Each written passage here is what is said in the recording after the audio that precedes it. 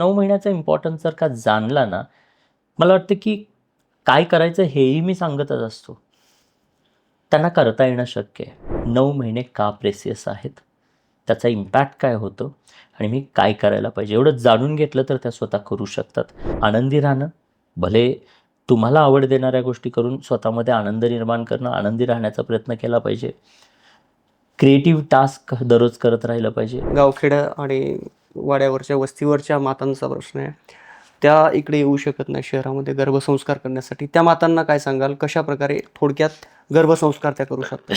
कसं आहे, पहिली गोष्ट तर जसं मी म्हटलं की येऊ शकत नाही असं आता काहीच झालेलं नाही. ऑनलाईनच्या बेसिसवरनं कार्यशाळा होत असतात. किमान ती कार्यशाळा तरी एकदा करणं पती-पत्नींनी किंवा एकाने तरी कुटुंबातल्या, आणि ती नेमकं प्रोसेस काय असते आणि 9 महिन्यांचा इम्पॉर्टन्स आहे तो जाणून घेणं महत्त्वाचं आहे. आणि तो 9 महिन्याचा इम्पॉर्टन्स जर का जाणला ना, मला वाटतं की काय करायचं हेही मी सांगतच असतो. त्यांना करता येणं शक्य आहे. पण नेमकं कार्यशाळेच्या माध्यमातून एवढं तरी जाणून घेतलं पाहिजे की 9 महिने का प्रेसियस आहेत? त्याचा इम्पॅक्ट काय होतो आणि मी काय करायला पाहिजे? एवढं जाणून घेतलं तर त्या स्वतः करू शकतात. त्यामुळे असं काही अवघड आहे असं नाही आहे. निश्चित करता येईल. This is one thing. Second thing की अगदीच नाही, म्हणजे काय करायचं हे तरी समजलं पाहिजे. जर ते समजलं तर करता येईल. तुम्ही तुमच्या पद्धतीनं तुमच्या वेळेनुसार तुम्हाला ते फॉलो करता येईल.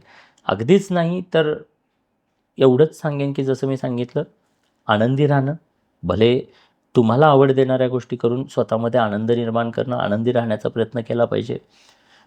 क्रिएटिव्ह टास्क दररोज करत राहिलं पाहिजे. लॉजिकल डेव्हलपमेंटच्या काही लॉजिकल टास्क करत राहिलं पाहिजे. खेळीमेळीतलं घरातलं वातावरण चांगलं ठेवलं पाहिजे. कुठल्याही प्रकारचं स्ट्रेस, प्रेशर, टेन्शन असणारं वातावरण नको आहे. त्यासाठी घरातल्यांनी सुद्धा तसा प्रयत्न करायला हवा. मी तर सांगतो की सोसायटीमध्ये सुद्धा आजकाल समजा ऑफिसेसमध्ये महिला काम करतात. जर गर्भवती असेल तर ऑफिसनं सुद्धा तिला असं वेगळं ट्रीट केलं गेलं पाहिजे. गर्भवती महिलेला ते करेज, धैर्य, सामर्थ्य, पॉझिटिव्हिटी, हॅपीनेस देण्यासाठी प्रत्येक व्यक्तीनं काम केलं पाहिजे. आणि ती चांगली राहिली ना तर येणारं बाळ आणि येणारी पिढी, येणारा समाज, येणारा देश बदलणार आहे.